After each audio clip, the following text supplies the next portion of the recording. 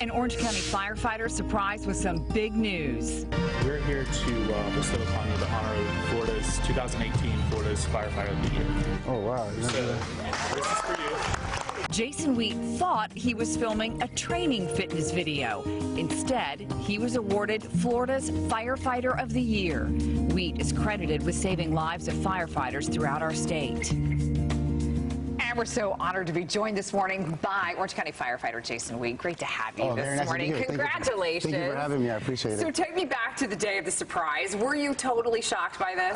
I had no idea at all. I thought I was filming a workout video for National Nutrition Month, they told me. So, and then when I saw all the news cameras come in and stuff like that, I was like, oh, I got to get this workout even better. So I started scrambling, grabbing foam buckets, and then grabbing like high-rise packs. I was like, well, I'm going to do this workout. And then when Chief walked in his full outfit, I was like, oh, what's going on here? So I still didn't know until like halfway through. So. And you figured out something was up. Yeah. I figured something was, but I still didn't have any idea. So.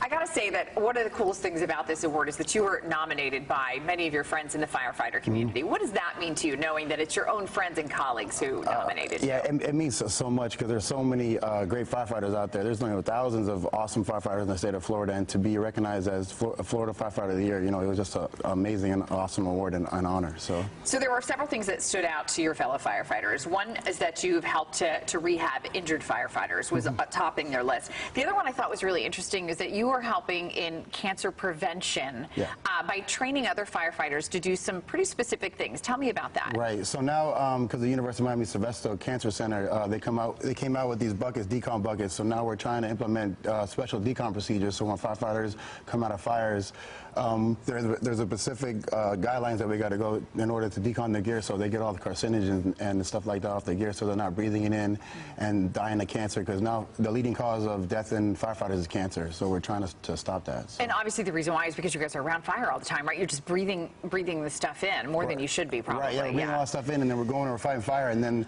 as soon as we get out of the fire, we're on air. We get off air, and then we're breathing all the carcinogens and from our gear off gassing, and we're breathing it straight into our mouths. So that's why the cancer thing and the decon procedure is very important that we're doing. So a lot of folks might remember there was a firefighter named Bull who did this huge walk from Key West all the way up to Tallahassee. Is that right? Was that last summer? Yeah, and you helped out with that. Yes, I did. It was actually this time last year he was doing it. I think he'd be in marathon right now this time last year. And I was lucky enough to be in a position to where I went there, walked with him in Fort Lauderdale, saw that he needed my help because he was walking on double knee replacement.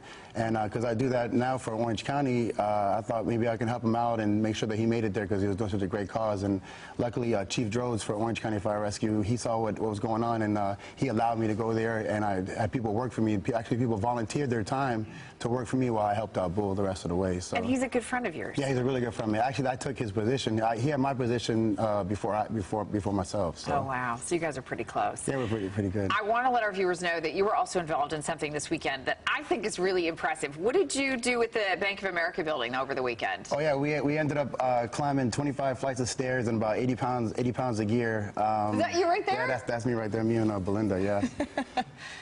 Yeah. What was that like? I can't even imagine. First of all, I can't imagine trying to climb 25 flights of stairs just without any gear. Right. What is that like? Oh, it's pretty tough. When you go out gear, it's still pretty tough, but then once you get to the altitude, around 14, 15 floor, it's really hard to start breathing. Your legs start getting lactic acid in it and stuff like that. Like, I think I'm on floor 23, my legs started cramping up, but then I got it to the top. And then. Did you have to carry anybody up the rest of the way? No, I didn't. I probably could have if I wanted to, but I had a pretty good team. My team did pretty well, so it was pretty awesome. What is your workout routine? I'm just curious. I work out about five times a week. I do cardio usually in the morning, and then I'll do like strength training and firefighter functional fitness in the afternoon. So. How much can you bench? I would just bench a lot. Now I just go to benching like 315. 350. Did you hear what he just said?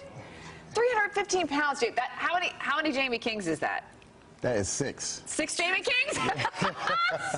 No, maybe 2. No, I know. Maybe 2 Jamie Kings, right? It's like, no. That is impressive.